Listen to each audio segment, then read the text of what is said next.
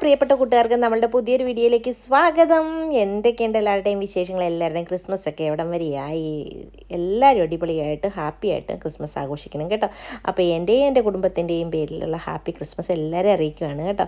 അപ്പോൾ ഇന്ന് നമ്മൾ അടിപൊളി ഒരു പാലപ്പത്തിൻ്റെ റെസിപ്പിയാണ് കാണിക്കുന്നത്. വളരെ എളുപ്പം ഉണ്ടാക്കാവുന്നതും അതുപോലെ തന്നെ പഞ്ഞി പോലത്തതും പിന്നെ നല്ല ടേസ്റ്റും ഉള്ളതും വളരെ പെട്ടെന്ന് ഉണ്ടാക്കിയെടുക്കാവുന്നതുമായ പൂ പോലത്തെ പാലപ്പത്തിൻ്റെ റെസിപ്പിയാണ് നമ്മൾ ഇന്ന് ഉണ്ടാക്കാൻ പോകുന്നത്. കുറച്ച് കാര്യങ്ങളൊക്കെ ശ്രദ്ധിച്ചാൽ നമുക്ക് നല്ല അടിപൊളി പാലപ്പം ഉണ്ടാക്കിയെടുക്കാവേ. അപ്പോൾ അതെങ്ങനെയാണ് ഉണ്ടാക്കുന്നത് നോക്കിയിട്ട് വരാം. അതിനായിട്ട് വേണ്ടത് നമ്മളിവിടെ ഒരു 1.25 കപ്പോളം നല്ല പച്ചരിയാണ് എടുത്തിരിക്കുന്നത്. അത് ഞാൻ വെള്ളത്തിലിട്ടൊന്ന് കഴുകിയെടുക്കാൻ പോവാണേ. അതിന് ശേഷം നമ്മളിത് വെള്ളത്തിലിട്ട് വെക്കാൻ പോകുന്നത്. അപ്പോൾ ഈ പച്ചരി നമുക്കൊന്ന് കഴുകിയെടുത്തുകൊണ്ട് വരാം. നമ്മുടെ പച്ചരി ഞാൻ ഒരു 5-6 വട്ടം കഴുകി അതിൻ്റെ പൊട്ടും പൊടിയും അതിൻ്റെ തവിടും എല്ലാം കളഞ്ഞതിന് ശേഷം എടുത്തുകൊണ്ട് വന്നിട്ടുണ്ട്. ഇനി ഇതിലേക്ക് നമ്മളൊരു 1/4 കപ്പോളം തേങ്ങ ചേർത്ത് കൊടുക്കുന്നുണ്ട്. നല്ല വെള്ള തേങ്ങ തന്നെ ചിരണ്ടി എടുക്കണേ. അപ്പോഴാണ് നമ്മുടെ പാലപ്പത്തിന് നല്ല കളർ കിട്ടുന്നത്. മട്ടേരിച്ചോറോ വെള്ളച്ചോറോ ഏത് വേണേലും നമുക്ക് എടുക്കാം. ഞാൻ മട്ടേരിയാണ് ചേർത്ത് കൊടുത്തിരിക്കുന്നത്. അതിലേക്ക് നമ്മളൊരു 4 ടീസ്പൂണോളം പഞ്ചസാര ചേർത്ത് കൊടുക്കുന്നുണ്ട്. പഞ്ചസാരയുടെ മധുരമൊക്കെ അവരവരുടെ ഇഷ്ടത്തിന് ചേർത്ത് കൊടുക്കാം. ഇവിടെ കുറച്ച് മുന്നോട്ട് നിൽക്കേണ്ടതുകൊണ്ടാണ് ഞാനൊരു 4 ടീസ്പൂൺ ഇട്ട് കൊടുക്കുന്നത്. അതിനുശേഷം നമുക്കിതിലേക്ക് ഈസ്റ്റ് ചേർത്ത് കൊടുക്കണം. ഒരു 1/2 ടീസ്പൂണോളം ഈസ്റ്റ് ചേർത്ത് കൊടുക്കുന്നുള്ളൂ. ഈസ്റ്റ് നമ്മൾ പുതിയതുണ്ടെങ്കിൽ അത് തന്നെ എടുക്കണം കേട്ടോ. ഞാനിത് ഇൻസ്റ്റൻറ്റ് ഈസ്റ്റാണ് ചേർത്ത് കൊടുക്കുന്നത്.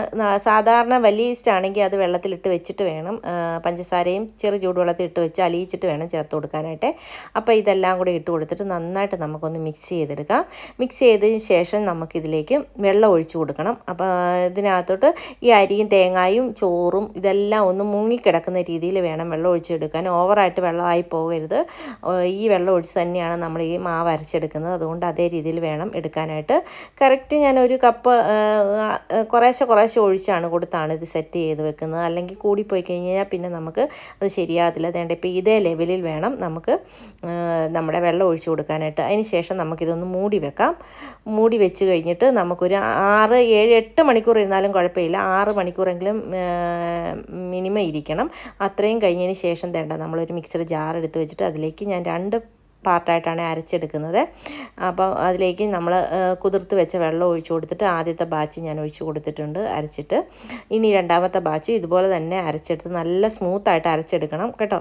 ആ വെള്ളം ഉപയോഗിച്ച് തന്നെ അരച്ചെടുക്കണേ. അതിന് ശേഷം നമുക്കൊരു സ്പൂണോ വിസ്കോ എന്തെങ്കിലും ഉപയോഗിച്ച് നന്നായിട്ടൊന്ന് ബീറ്റ് ചെയ്ത് നന്നായിട്ടൊന്ന് മിക്സ് ചെയ്തെടുക്കണം. ഇതേ രീതിയിൽ ഒരു 5-10 മിനിറ്റോളം ഞാനിങ്ങനെ ഒന്ന് ചെയ്തെടുക്കുന്നുണ്ട്.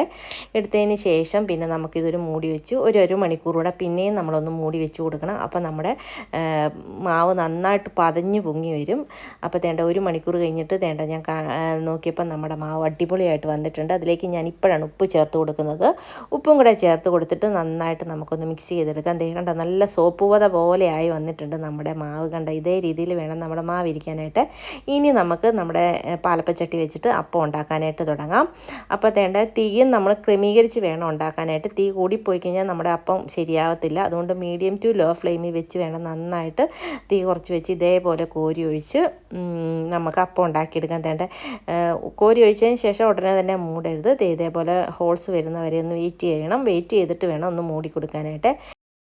അപ്പോൾ വീഡിയോ കണ്ടുകൊണ്ടിരിക്കുന്ന സമയത്ത് നിങ്ങൾക്ക് എൻ്റെ ചാനൽ ഇഷ്ടപ്പെടുവാണെങ്കിൽ ഒന്ന് സബ്സ്ക്രൈബ് ചെയ്യാനും ലൈക്ക് ചെയ്യാനും ഷെയർ ചെയ്യാനും കമൻറ്റ് ചെയ്യാനും മറന്നു പോരുത്. അതുപോലെ തന്നെ സ്കിപ്പ് ചെയ്യാതെ വീഡിയോ മുഴുവൻ കണ്ട് സപ്പോർട്ട് ചെയ്യണേ. വീഡിയോ ഇഷ്ടപ്പെടുവാണെങ്കിൽ നിങ്ങളുടെ ഫ്രണ്ട്സിനും റിലേറ്റീവ്സിനും ഒക്കെ ഒന്ന് വീഡിയോ ഷെയർ ചെയ്തും കൂടെ കൊടുക്കണേ. അപ്പോൾ നമ്മുടെ അടിപൊളി അപ്പം റെഡിയായി വന്നിട്ടുണ്ട്. ഇതേ രീതിയിൽ ഹോൾസൊക്കെ ആയിട്ട് നല്ല സൂപ്പറായിട്ടുള്ള അപ്പം നമുക്ക് മുഴുവനായിട്ടും ഇതേപോലെ ഉണ്ടാക്കിയെടുക്കാം. അപ്പം 2-3 കാര്യങ്ങൾ ശ്രദ്ധിച്ചാൽ നമുക്ക് നല്ല അടിപൊളി അപ്പം ഉണ്ടാക്കാം. തീ എപ്പോഴും കുറച്ചേ വെക്കാവുള്ളൂ. തീ ഒത്തിരി വെച്ച് കഴിഞ്ഞാൽ നമ്മുടെ ചട്ടിയിൽ ഇങ്ങനെ കറക്റ്റായിട്ട് നമുക്കിങ്ങനെ ചുറ്റിച്ചെടുക്കാൻ പറ്റത്തില്ല. അതുകൊണ്ട് തീ എപ്പോഴും കുറച്ചേ വെക്കാവുള്ളേ. അപ്പം ഞാൻ ഇതുപോലെ ബാക്കിയുള്ളതും കൂടി ഉണ്ടാക്കിയെടുക്കുവാണ്. അപ്പോൾ ഇത്തവണ ക്രിസ്മസിന് ഇതേ രീതിയിൽ എല്ലാവരും ഒന്ന് ട്രൈ ചെയ്ത് നോക്കണം. അപ്പം നമ്മുടെ നല്ല ചിക്കൻ സ്റ്റൂവിൻ്റെ കൂടെയോ ബീഫ് സ്റ്റൂവിൻ്റെ കൂടെയോ മപ്പാസിൻ്റെ കൂടെയൊക്കെ കഴിക്കാൻ പറ്റിയ മീൻ കൊണ്ടുള്ള മപ്പാസിൻ്റെ കൂടെയോ ഒക്കെ കഴിക്കാനായിട്ട് നല്ല അടിപൊളി അപ്പമാണ്. അപ്പം എല്ലാവരും തീർച്ചയായിട്ടും ഇത്തവണ ഇതേ രീതിയിൽ തന്നെ ഉണ്ടാക്കി നോക്കണം. അപ്പം ഞാൻ അപ്പം വേറൊരു പാത്രത്തിലേക്ക് മാറ്റി കൊടുത്തിട്ടുണ്ട്. അതിന് ശേഷം ഞാനിതൊന്ന് എടുത്ത് കാണിച്ചു തരാം നിങ്ങളെ. അപ്പോൾ നിങ്ങൾക്ക് മനസ്സിലാവും എത്ര ഇത് സോഫ്റ്റ് ആണെന്ന്. അപ്പോൾ ഇതേ രീതിയിൽ കയ്യിലെടുത്ത് കഴിഞ്ഞ് ചുരുട്ടി പിടിച്ച് കഴിഞ്ഞാൽ നമുക്കൊരു കയ്യിലിങ്ങനെ ഒന്ന് ഇതാക്കി എടുക്കാനുള്ളതേ ഉള്ളൂ. കണ്ടോ അതുപോലെ സോഫ്റ്റാണ് നമ്മുടെ അപ്പം. അപ്പോൾ അതേണ്ടേ നമ്മുടെ അപ്പം റെഡി ആയിട്ടുണ്ട്. അപ്പോൾ ഇതുപോലെ ചെറിയ ചെറിയ കുക്കിംഗ് വീഡിയോസും വ്ളോഗ്സും ഒക്കെ ആയിട്ട് വരുന്നവരെ എല്ലാവർക്കും താങ്ക് യു.